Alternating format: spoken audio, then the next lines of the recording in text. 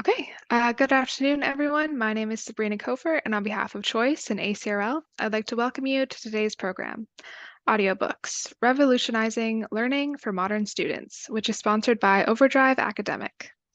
This session is one in a series of sponsored webinars from Choice and ACRL that addresses new ideas and developments of interest to the academic library community. Now, I'll just put some links in the chat for where you can register for upcoming Choice ACRL webinars and watch previous recordings.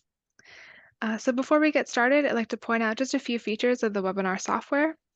All of the attendees who join the presentation are automatically muted and your cameras are off, so don't worry about generating any noise or feedback. We've got that taken care of for you. In the main area of the screen, you can follow along with the presentation materials. To adjust the size of the slides or video, you can use the divider in the middle of the screen to slide the sizes to your liking. We are using the Q&A feature today. Please use it to ask questions of our speakers. We'll answer as many questions as we have time for at the end of the presentation, so please do type your questions and comments into the Q&A module as they occur to you. You can also use the upvote feature to highlight questions you like or would like to be addressed. Also, there is closed captioning available for today's session. To toggle the automated captions on or off, please use the CC button on the bottom right corner of your screen. Last, please note that we are recording today's program, and everyone who registered should receive a follow-up email with a link to the archive version.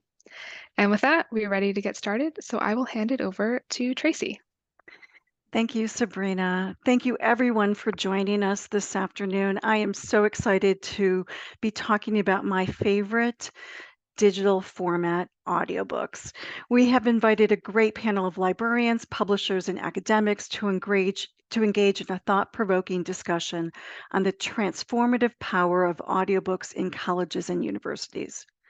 By embracing audiobooks as a valuable tool for learning and accessibility, we can absolutely revolutionize learning for modern students.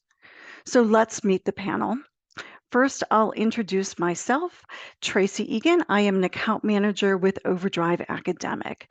OverDrive is a digital distributor of ebooks, audiobooks, online magazines, and streaming video through Canopy. Many of you are familiar with our award-winning reading app, Libby. And I'll pass to Shannon. Hi, I'm Shannon Tennant. I'm the coordinator of library collections at the Belk Library at Elon University, which is a mid-sized private university in the middle of North Carolina. Hello, my name is Zoe Orcutt, and I am a digital content librarian with OverDrive. I work on the International Collection Development team, but previously I was an academic librarian working with community colleges. Hi, I'm Danielle d'Orlando. I'm curator of audio at Princeton University Press, and I've been in the audio industry for 15 years now. Hi, everyone. I'm Matthew Rubery. I'm an English professor and an audiobook historian at Queen Mary, University of London. Thanks, everyone. So let's move to the next slide. And before we open the conversation, let's set the stage with some data. The audiobook format is surging in popularity with readers of all ages, but we believe it's underused in higher education. It is worth noting how audio has evolved within publishing and then talk about where we think it's going. The shift to digital audiobooks has been revolutionary and transformative in the last 5 to 10 years, eliminating the need for physical devices and formats like CDs, playaways, and cassettes, as well as taking up physical space in libraries. Historically, making audiobooks was technologically specialized and expensive process, resulting in many publishers selling audiobook rights to other publishers that specialize specifically in the audiobook format. As audiobooks have risen in popularity, publishers retain those rights to capitalize on the growth in revenue and profits. And Danielle's going to talk a little bit about that further along in our conversation. The global audiobook market is worth over $5.3 billion and is projected to reach $35 billion in 2030. If these projections are realized, it means that the audiobook market will grow by 26.4% every year over the next 7 years. Publishers see this trend, and most now retain the audiobook rights and have expanded their own audiobook divisions. The next change that will impact audiobook market is machine-read AI narration. This can produce high-quality audiobook titles for a fraction of the cost. Certainly, we hope that this will not eliminate, and we don't expect that it will eliminate human narration, but instead open the option for creating audiobook formatted titles for books that could not otherwise be cost effectively produced. So lots of change and growth for the audiobook market in general. But let's talk a little bit more about what our panel is seeing and promoting in higher education. So we hope to address all of these questions and more this afternoon. So first I'm going to look to Zoe. Zoe, as you mentioned, you have experience both working as a library in community colleges, and now you work with OverDrive as a digital content librarian. I'm curious about what you're seeing in your current role in requests from your accounts and what you're seeing in terms of circulation. Thanks, Tracy. What I'm seeing right now in my current role is a huge jump in the popularity of audiobooks across the libraries and schools that I work with. So you discussed a little bit about one of the aspects that changed in the publishing industry, where publishers are now producing more of their own audiobooks. And that really changes things for libraries being able to order both a copy of the ebook and the audiobook on the same day when it comes out. So a lot of publishers are releasing both on the same day, which is really great for librarians. I think that has certainly driven demand for the library's ability to be able to offer both formats when a title comes out. I think it gives readers the flexibility to choose, especially if they have an upcoming release that they're looking for. And then even between publishers who do have some lead times between the formats, this has decreased significantly. So students are able to get that audiobook quickly. This also has some implications for accessibility and gives librarians and students the agency of choice for their format. And whether that's a tool to remove a barrier or just personal choice, they appreciate having that ability to choose. Also, just a bit about the data that I'm seeing in terms of checkouts. As a previous academic librarian, I really appreciate when there is data for me to look at to justify some of my choices. And so part of my job is I do manage some collections for school library consortiums. And I really appreciate being able to look at data when I make those acquisitions. And I have certainly seen a huge increase in audiobook checkouts.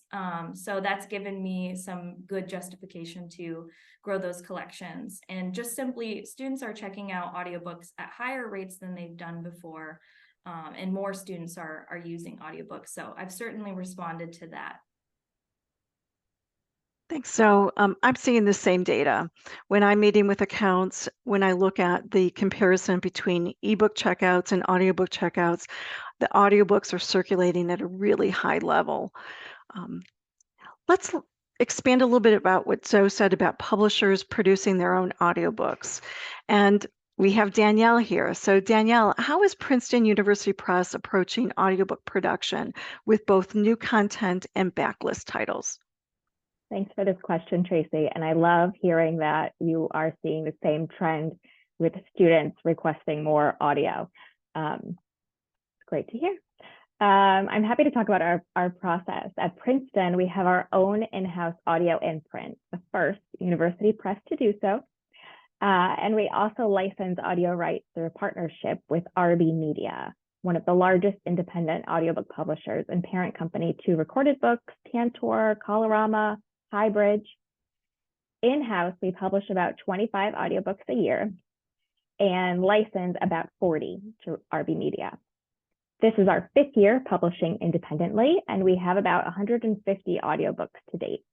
Most of these were front-list simultaneous publications in science, history, economics, and philosophy disciplines. Just last year, we investigated our deep backlist and selected 9 titles to put forward in what we're calling our backlist initiative. We looked at which of our best-selling books had yet to find a home on audio, either through PUP audio or licensing. We considered which books were used in libraries and in courses, and also took into account if these authors were still publishing. With Margot Candiday and Christopher Beckwith, we were able to publish a backlist and a frontlist book, creating a nice sort of moment for their publishing platforms. We have seen tremendous growth in the library market. At PUP, audio accounts for 25% of our OverDrive sales, which is astounding. We know that students use our audiobooks not only for casual listening, but also a deep dive into serious peer-reviewed nonfiction. Our books are frequently listed as recommended reading in courses. We also find students looking for the audio edition for ease of multitasking, learning a new language, and accessibility. We always take the student market into account when selecting which books will be published as an audio edition, and hope to grow our reach into university libraries as we have in the public library market. As a university press, we prioritize the library market. It's a natural fit for our book and our intended audience. Thanks, Danielle. You mentioned the importance of the student market and considering students and academic libraries in determining which books will be published. That's a great segue to Shannon. Shannon, because I work with you in my role as your account manager for your university, I know that your digital collection is all audiobooks. How did the idea originate to build a collection of titles that was exclusively audio? Well, at our library, we have always had a robust collection of CD audiobooks, and we have had a devoted group of faculty and staff, some students, who loved them to listen to during their commutes. But as we know, cars no longer have CD players, and it's getting more difficult to find the devices to listen to those discs on. So our CD checkout statistics have declined significantly. And we made the shift in the last year or so to e-audiobooks so that we could continue to provide our patrons with this type of material and service. We do have ebooks from other vendors, of course, and we might add OverDrive ebooks in the future. We currently buy a lot of print books for what my dean likes to call reading outside the curriculum. Though I have to say our students, even though we call them digital natives, seem to really prefer print books rather than ebooks when they are actually doing their reading. But I am noticing in our statistics, we just got our September report, a real increase this month in how many students are listening to our titles. It's really great to hear. And I think truly the key is just to keep students reading. You talked about reading outside the curriculum. I want to hear from Matt a little bit about reading inside the curriculum. I understand that Queen Mary University, you've developed a course that includes the audiobook format. Can you share a little bit of information with us today about how audio is integrated into your curriculum? Sure. So I teach in an English literature department here at my university in London, and it's become pretty standard practice for me these days to allow students to read texts, probably whatever format they're comfortable with. I started out with audiobooks as a bit of an experiment. I try to sort of take this multimodal approach to teaching, both to increase interest among students in doing the reading and also in terms of increasing access. And like most English professors, this was a big change for me because I'd spent most of my career dealing almost exclusively with paperback or hard copies of books. So when I first made the shift to using audiobooks in the classroom, I sort of encouraged my students to use them because I was doing research on the history of audiobooks and wanted to use them as guinea pig to see how it would affect the reading experience. But increasingly, I came to notice that students were choosing to use various formats on their own initiative, and that would probably be in my own interest to kind of work with them rather than against them, and to not shame them the way some of my colleagues were doing at the time. So I think a lot of us, especially teaching literature right now, or teaching any amount of reading in the classroom, are finding it's increasingly difficult to compete with screens. So any sort of medium or format that can kind of improve student engagement with text seems to be a good thing right now. Most of the courses I teach are about novels, 19th century novels in particular, Those work particularly well in audio formats, but I do encounter lots of challenges still with working with audiobooks in the classrooms. So for one thing, my students don't always have good note-taking skills when they're working with audio, whereas my students with print copies at least can sort of make notes in the margin or highlight passages and find them quite easy in the classroom. My students working with sound recordings don't tend to have those navigation skills yet. So I tend to address this right at the beginning of the semester now. It's kind of one of the lessons I've learned, is to make sure they can kind of find what they need for our discussions. But I should also stress there's been some positive opportunities in the switch to audio as well. One thing I tend to do in my classes is get my students to record their own audiobook versions. So often say a chapter of a book. Each student will record a chapter and we'll put them all together into a complete audiobook at the end of the semester.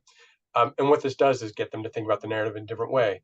So they'll have to think about all the choices a narrator makes when they're reading aloud. So for instance, if we're doing a Dickens text, do they do the Cockney accents? Do they try to do their own imitation of that? Or do they read all characters the same? So students tend to sort of enjoy this practice, at least from my perspective. And I think they learned something about the words on the page at the same time. Great, thank you. One thing that you mentioned, Matt, that I want to just share with the folks that are joining us today is that the OverDrive app Libby does allow you to take notes when you're listening to an audiobook, and you can export those notes. So I think that technology is going to continue to expand. I want to talk a little bit about accessibility and how audiobooks really help meet accessibility needs of students, and what campuses are looking to accomplish in terms of availability of different formats. So I'm going to go to you for this question. Can you talk a little bit more about how accessibility was featured in your decision making as an academic library at a community college, and what you see from your perspective at OverDrive? Sure, Tracy. So I previously worked at a number of Northeast Ohio academic institutions working in reference, but I also did a large amount of the instruction that I did was at the community college level, and we did information literacy instruction. So actually, while I was there, we were in the process of completing accessibility audits of our services, and this included our physical space, but also included our websites, live guides, databases, services we used, all of those types of things. And we were using the web content accessibility guidelines, WCAG guidelines, which I'm sure many of you are familiar with.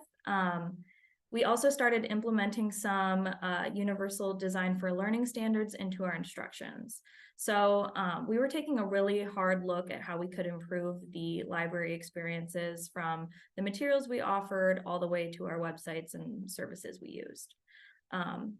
Coming from that environment to OverDrive, I was really blown away with how much is already considered.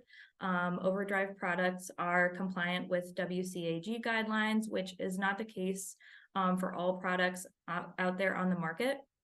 And I think it's really important that OverDrive considers these standards when they create their products as they grow in importance to the education community. And then talking a little bit about UDL and the importance of audiobooks.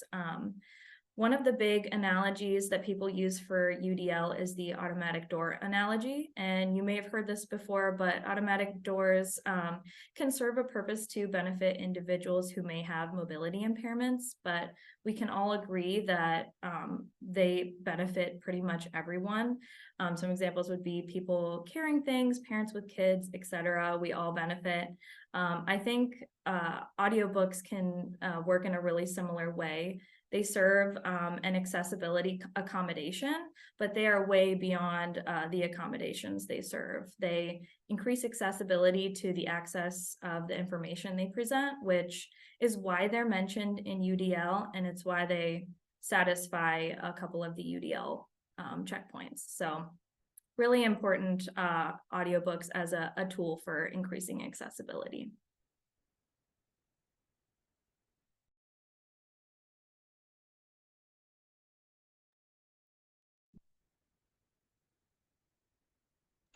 Sorry, a little technological blimp here as my lights went out and my sound went off, but I am back online.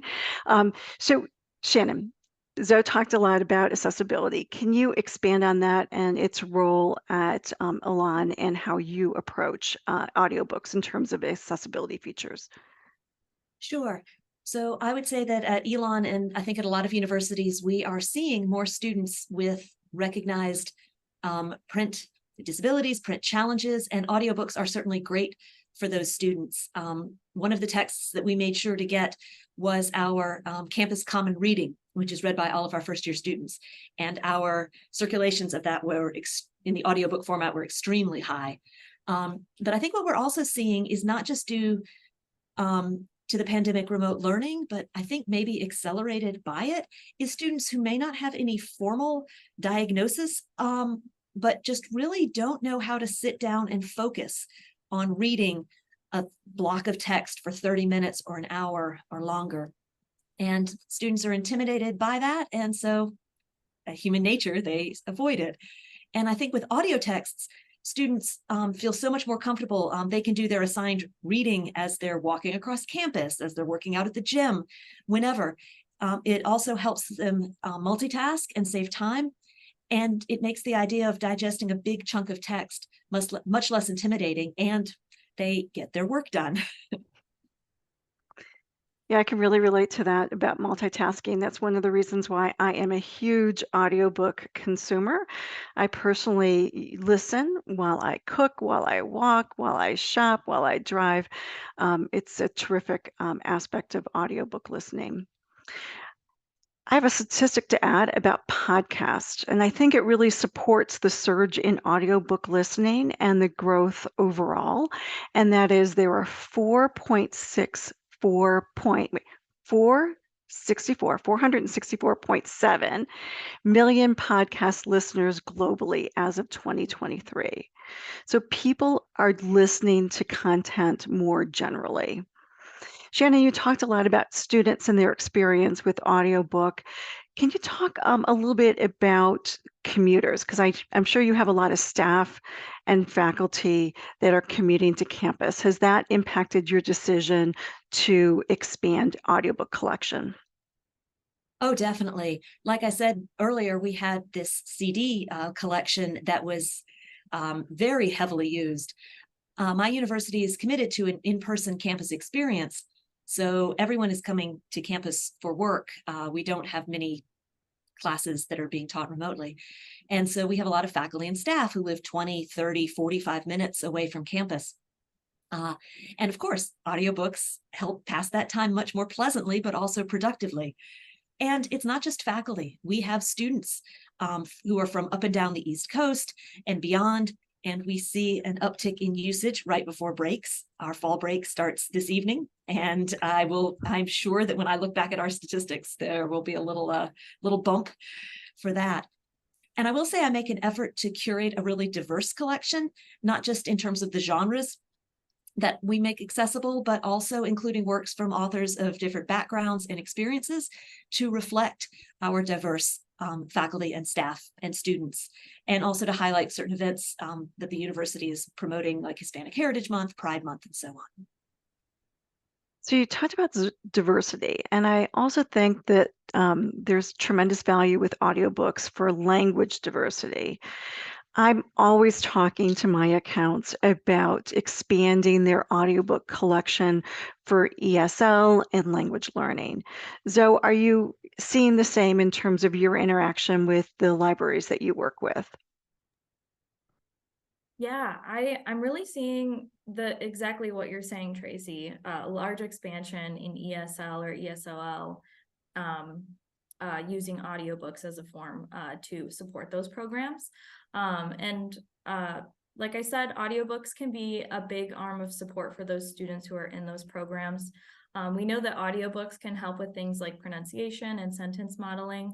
They can also help grow vocabulary and help provide context for some of the more complex words that the students may learn in their ESL classes. They can also help just build confidence and decrease some of that anxiety that comes alongside language learning. So they definitely help with the instructional aspect there. These audiobooks could potentially even help support domestic students who may need to strengthen their language or even writing skills. Additional to that, though, OverDrive also offers content in 100+ languages, including audiobooks, which is a huge importance to schools that I work with internationally. Any libraries that have students who speak languages outside of the language of instruction, so for many of universities and colleges in the US, that would be English, but I do work with some schools where the language of instruction is not English. So any libraries that have students that speak an alternate language to the language of instruction should consider offering audio or offer language content as a form of support for those students, just because of how much it helps them. We know that students appreciate having content available to them in their native languages, especially if they're immersed in a new community, and are learning a new language. So providing something familiar to them can really make a difference as they adjust. Thank you. Matt, I was really intrigued by the information that you shared with us about multimodal teaching and how you're bringing audiobooks in the classroom. What would you suggest as best practices when selecting audiobooks for students, or considerations for publishers when creating audiobook versions for course materials or even supplemental reading? So most of these I learned the hard way through negative teaching experiences, but the most obvious one to start with is just that there's a huge difference in the quality of narration, and that should be taken into account right away. So there's a tremendous difference between most professional and amateur recordings. Not always, but to give you an example, we often teach Joseph Conrad's novella Heart of Darkness here at Queen Mary. And one of my students had obtained a recording made by an American teenager. So the voice just really clashed with the text in ways that were very distracting. Um, and I think, as we've been discussing AI looming on the horizon, that's going to make these sort of issues even more urgent, since there's going to be so many possible editions of text out there, many unregulated. One of the things I learned while I was researching the history of audiobooks is that narrators who were recording books for blind people used to get sort of sometimes up to 20 pages of notes before they would start reading that would document sort of every detail possible. So everything from the pronunciation of individual words to what is the character's accent, how should they sound for the narrator to sort of imitate their voice. So it had hugely impressive level of detail. And this isn't always the case with many commercial recordings, which are under much tighter budgets. But that's just sort of gave me a sense of the variation out there. Another big issue for me is that the edition really matters. So in my English department, we're constantly urging our students to sort of get their hands on scholarly editions of the novels we're teaching, since they'll have supplementary info like bibliographies or footnotes or indexes, things like that that can really help with the learning experience. The more audio equivalents we can find for these print resources, the better. So I do see some publishers sort of provide, say, graphs or charts in a PDF, so you can still sort of have that information when you're listening to a text. And I've seen other publishers experiment with sort of sonic equivalents. So they might read the footnotes in a slightly different voice from the main narrative, so you can tell there's a different part of the text being read. So whatever it is, that's fine with me, as long as the solution isn't just to sort of chop those things out of the text, because that really won't work for those of us in higher ed. And then finally, access still remains an issue for me. A lot of my colleagues or panelists on this webinar have great ideas for making tech audiobooks accessible to students.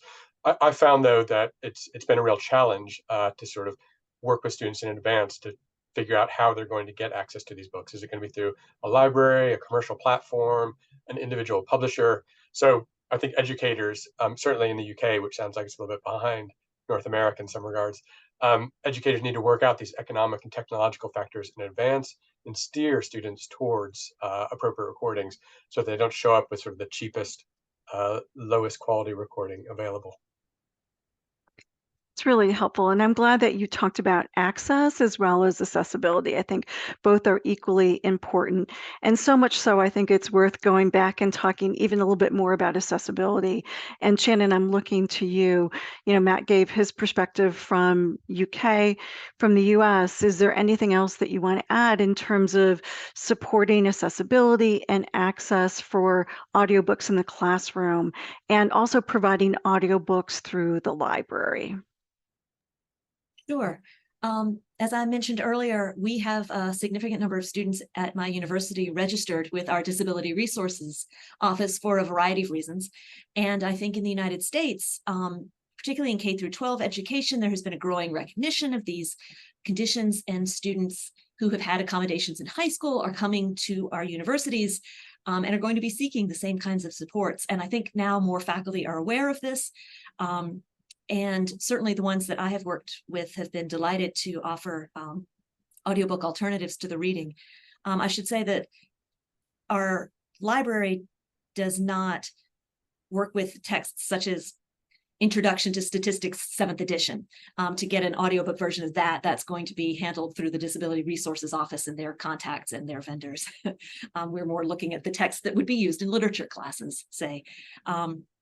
And much like Matt says, I think our faculty are starting to recognize that a text does not have to be a physical book. Of course, we have many faculty using films as texts in their courses, and I think audio is going to be our next growth area.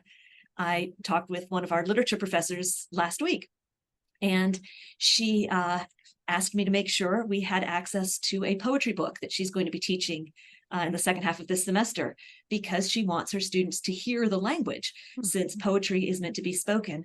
And in fact, when I was looking at our statistics for last month, there was a huge surge in this Irish book, and that was because her pre-departure study abroad class, it was assigned. And so the students listened to that rather than read it so that they could hear the accent and the language. So I think that was a great opportunity. And I've noticed that in the Q&A, several people have asked about long wait times. And I wanted to address how my university has been dealing with that in terms of access, is that we have made the decision for e-audiobooks, as well as for all of our electronic resources, as far as possible, to make sure that they are unlimited simultaneous use. So when we are purchasing, we're making available titles from OverDrive, we are not using the one copy, one user model. We are only using the CPC model, which is the cost per circ.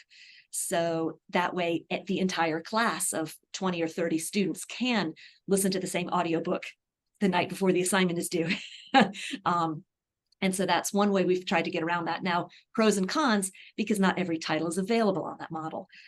So that's a real tension for us. But like I say, I saw several questions in the Q&A about that, and that's one way we're trying to make them more accessible so the students don't have to wait to listen. Yeah, I'm glad you talked about different licensing terms and cost per circ in particular. It's a growing lending model that we see more and more publishers offering content. And because it accomplishes exactly what you said, it gives you the ability at a more affordable price, because you're charged per checkout, to offer the same title for multiple use.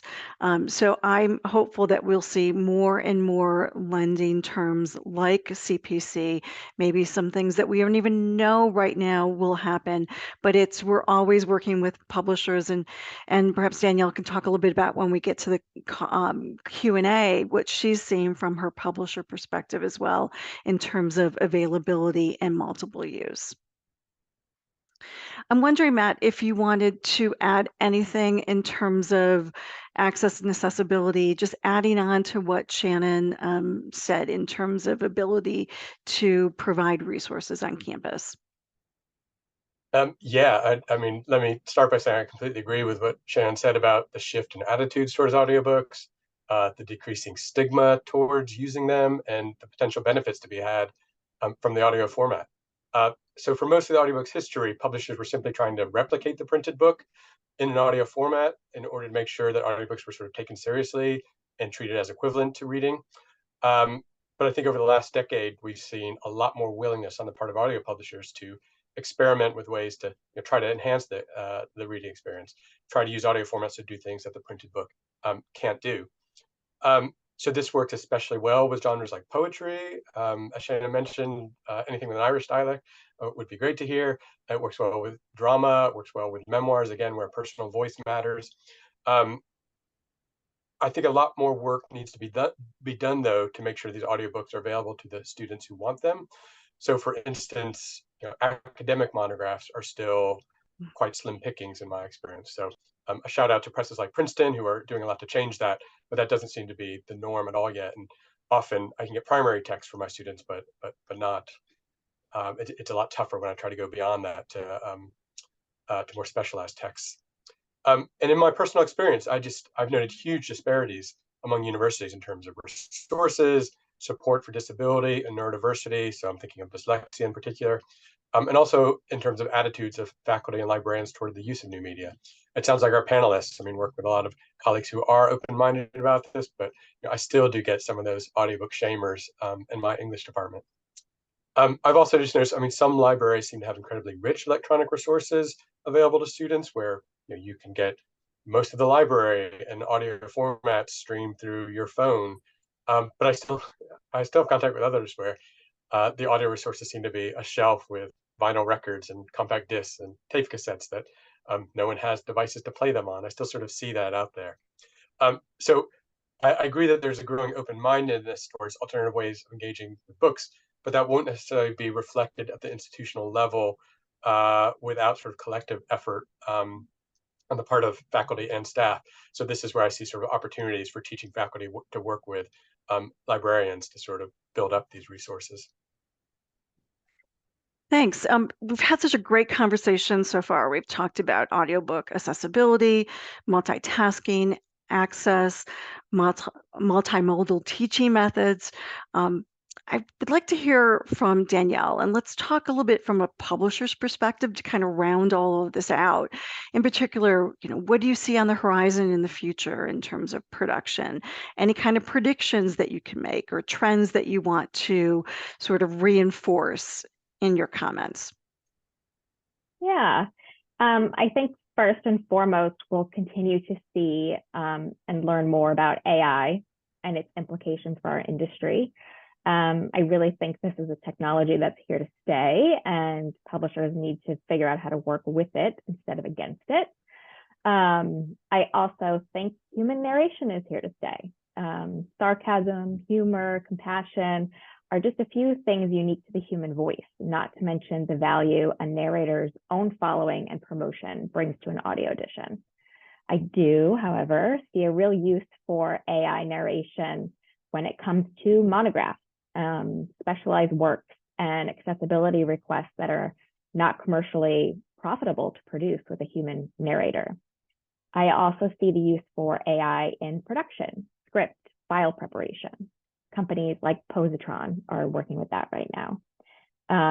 Further growth in audio and translation. Right now, German, Spanish, French, Nordic markets are thriving, but also we see a rise in Arabic and Hindi markets. I mentioned our own hope to grow audio within the academic library market. I believe that wide adoption of works in addition to, but outside of the bestseller list would really make a dramatic shift in the audio industry, accessible offerings and flexible approaches to neurodivergence, much like the change in audiobook world when academic libraries adopted that format. Mm-hmm.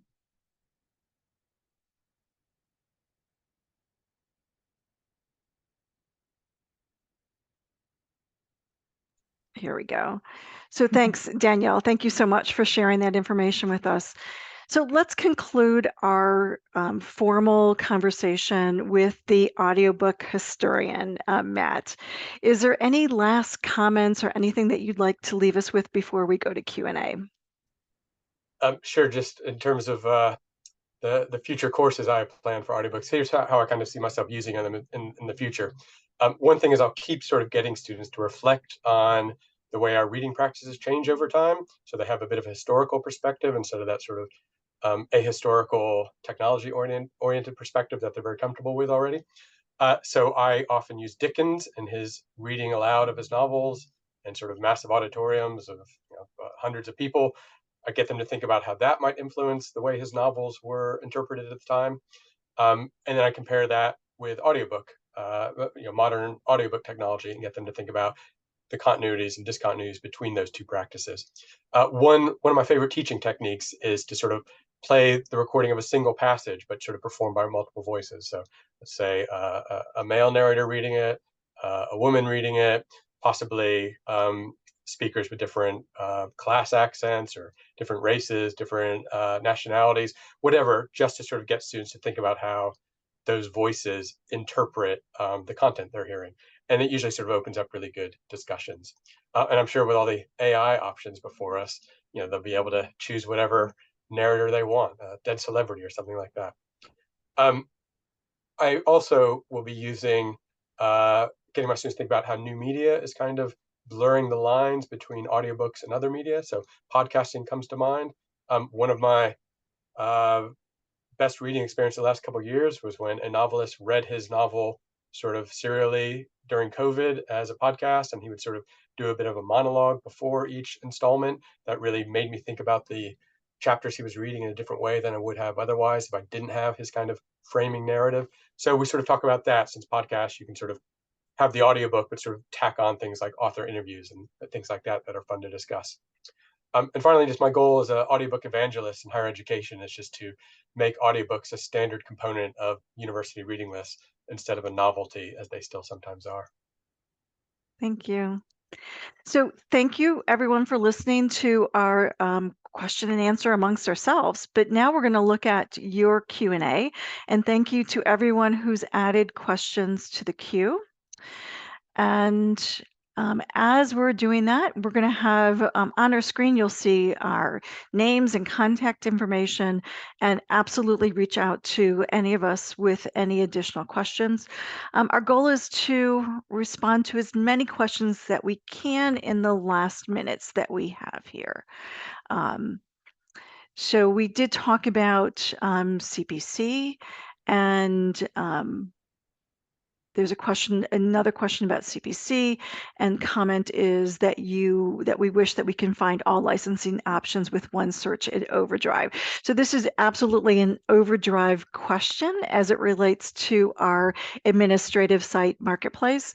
We agree with you, and hopefully we'll see some changes and updates within the marketplace platform that will allow for our librarians to see multiple lending model choices in one spot. So that's something that we would love to see as well, and I will share that feedback with our product team.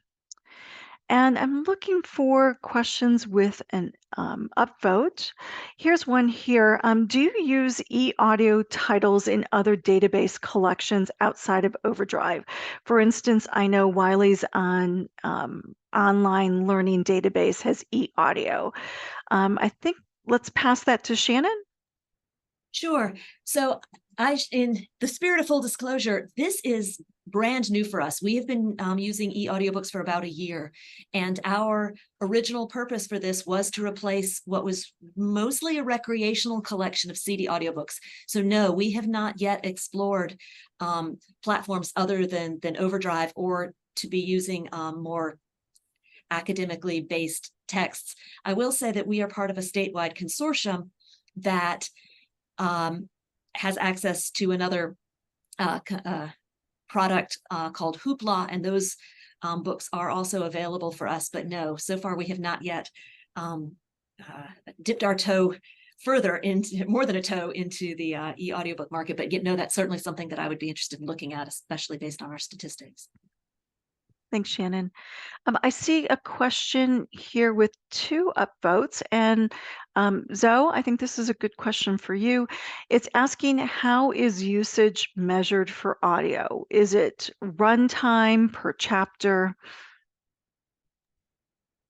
Yeah, so basically how usage is measured is essentially runtime. So it gives the time amount for the entire audio, and sort of similar to how you may find your your spot in a movie or a TV show you're watching.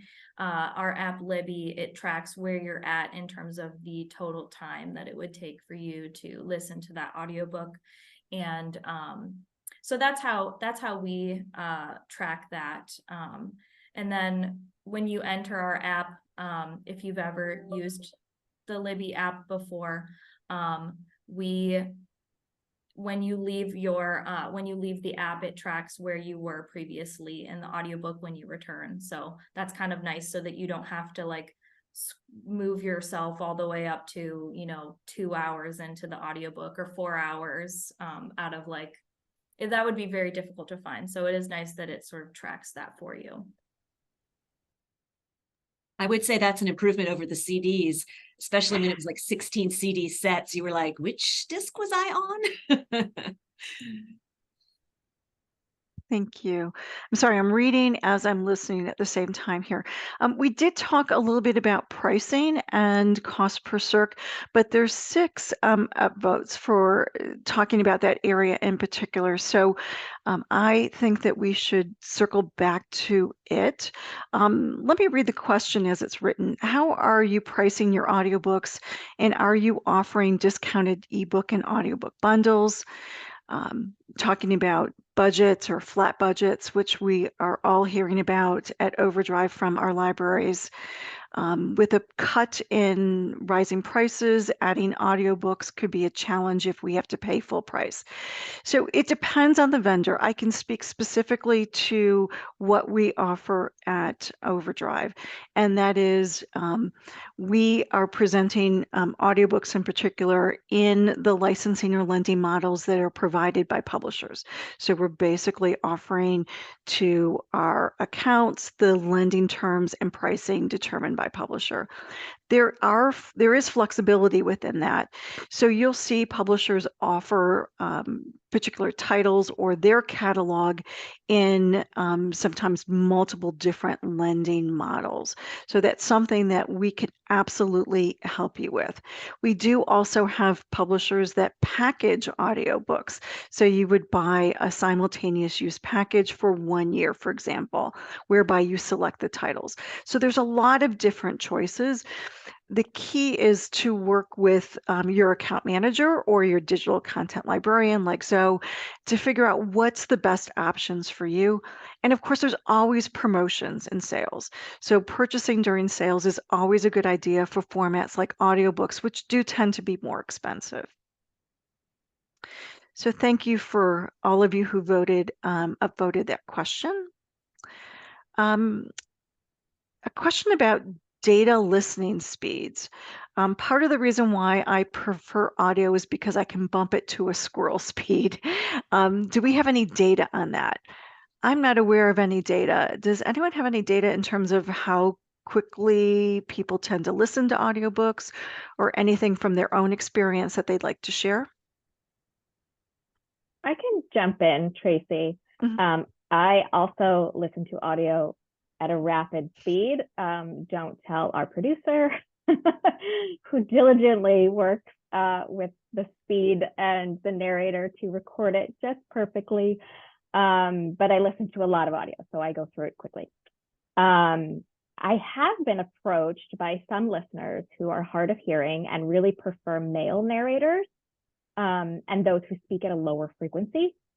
We've taken this feedback back to our own production studio and are looking into if this is something we can manage on our end, offer an alternate accessible edition with just a file tweak as opposed to a full alternate recording. I know that the speed adjustments can also adjust the frequency of someone's voice. So while I only have anecdotal response at the moment, I would love to hear research into the different speeds and comprehension, or how the different speeds assist those with different learning, listening abilities. Thanks, Danielle. I know that at OverDrive here, we all share how fast, the speed by which we listen to audiobooks. It's a conversation around the water cooler. How fast did you listen to the audiobook? There's another question about accessibility that I'd like to read out loud, and there's 2 upvotes on this. Could you speak to accessibility for deaf and hard of hearing students? I think, Zoe, can I direct that question to you? And anyone else, of course, jump in. Yeah, sure. So we talked a bit about audiobooks with having accessibility component to them, and the question specifically was directed for deaf and hard of hearing students. So we do have other options. So audiobooks wouldn't necessarily be for that audience, but we do have other options in terms of ebooks and using things like screen readers and those options as well. Did anyone else have anything to share for accessibility with deaf and hard of hearing students?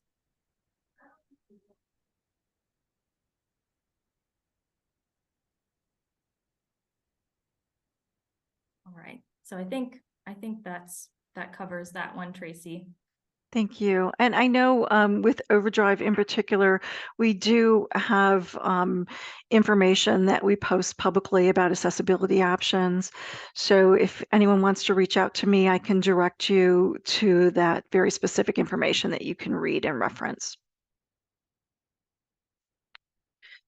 We talked a little bit about speed, and I think that this follows in with that conversation with a nuance, and that is a question about implications for non-native speakers of English. One can understand audiobooks above one's reading level. I know that there's some statistics that when I worked with K through 12 schools that talked specifically about comprehension at a higher level for audiobooks than ebooks.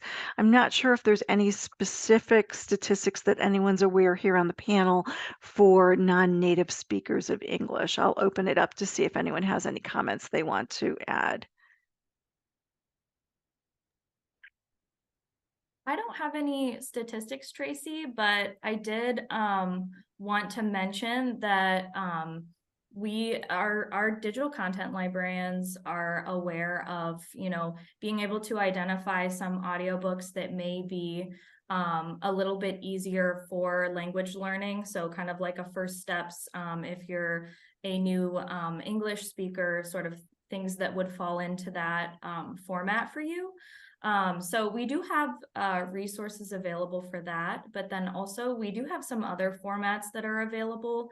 I didn't discuss them today because this is about audiobooks, but we have things like read-alongs that are formulated for older users where there's an audio component, but it is offered with also a visual ebook component as well. So there are some options for that as well. And that's a format I think that is exists throughout the market. So we have options for that for people who would be learning English or other languages at an adult level. Thanks, so. Here's another question. I actually don't know the answer to this, so I'll open it up to the group. Does the panel have any suggestions for programs that we read PDFs?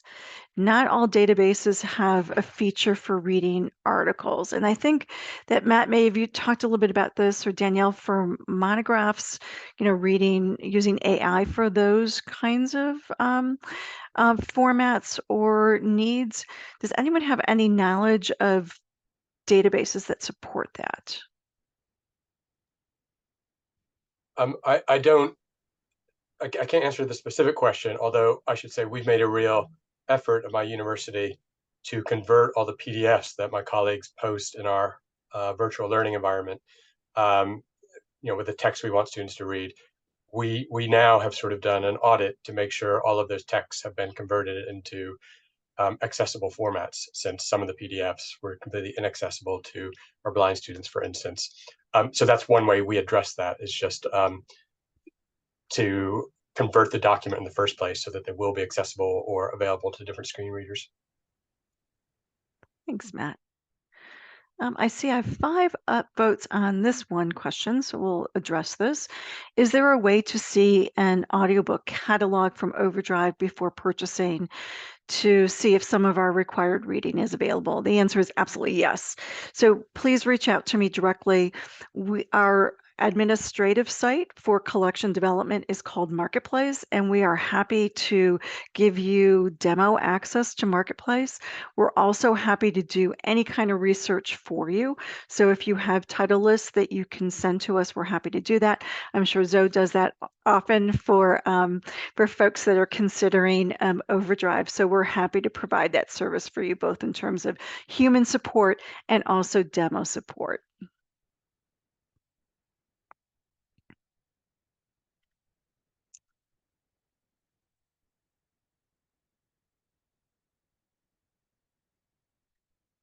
And I'm going to open this additional question up, and I know that we're closing in on 2 o'clock here.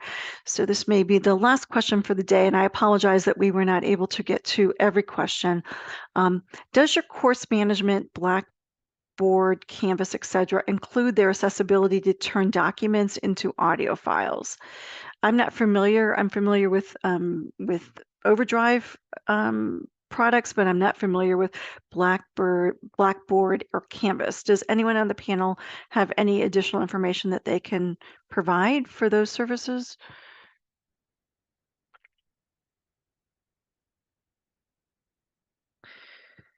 No, I'm sorry.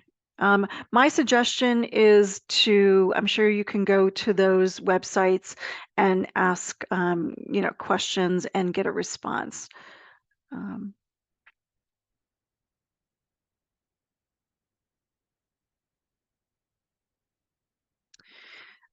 And maybe we'll end with this question because it is about OverDrive, and I'm happy to respond to it. There's 4 upvotes, and that is, who are OverDrive academic competitors and what makes OverDrive academic better? Also, does anyone know if e-audio is sold through Gobi? I don't know about the Gobi question, but I can tell you that the 2 things that I think are important to point out about OverDrive, and one is our extensive catalog. So for academic libraries, we have over 4.4 million titles available. So that's ebooks and audiobooks. We work with over 30,000 publishers. So the choices are extensive. And the second thing to point out is our reading app, Libby. Sora is the app for K through 12 schools. Libby is for libraries, both academic and public. We are always improving and updating the apps. They're user-friendly. You can take notes when you're reading. You can take notes when you're listening. They're extremely user-friendly and beloved by many people. So those would be the 2, ending comments that I would give in terms of, why OverDrive. But certainly reach out to me individually. I'm happy to answer any questions that you have and provide any kind of demo access that you would need. Can I just add that in terms of the app Libby, one of the things for academic that we have seen is so many of our students are already familiar with it from their public library. So that has been a really useful crossover. In fact, I heard one student who has 4 Libby accounts, hers from Elon, hers from her home public library, and hers from her mother's library in a different place, and then some like aunt's cousin, somehow she got the password, and now she has access to 4 libraries all in one app. So again, there may be other apps with better features and so on, but I will say that because you have the crossover with the public libraries, so many of which use OverDrive, that has been useful for us. What a great way to end. Thanks, Shannon. I'll pass back to Sabrina, but thank you everyone so much. And thanks so much to our panelists. Thanks, Shannon. Thanks, Zoe. Thanks, Matt, from using your evening time with us today. And Danielle, I really appreciate all your feedback. Yeah, great. Thanks, Tracy. I'll just echo you and say thanks so much to Shannon, Zoe, Danielle, and Matthew for taking the time to speak with us today. And thank you to Tracy for moderating the discussion. And thank you to our attendees for your engagement with your questions and comments. I'd like to remind our viewers that we did record today's program, so be on the lookout for a follow-up email from Choice and ACRL with a link to the recording. Also, if you have a few minutes after the presentation to fill out a brief survey, we would really appreciate it. So thanks again to all of you out there for joining us. We hope you learned something new from the session and hope to see you again in the near future on another webinar.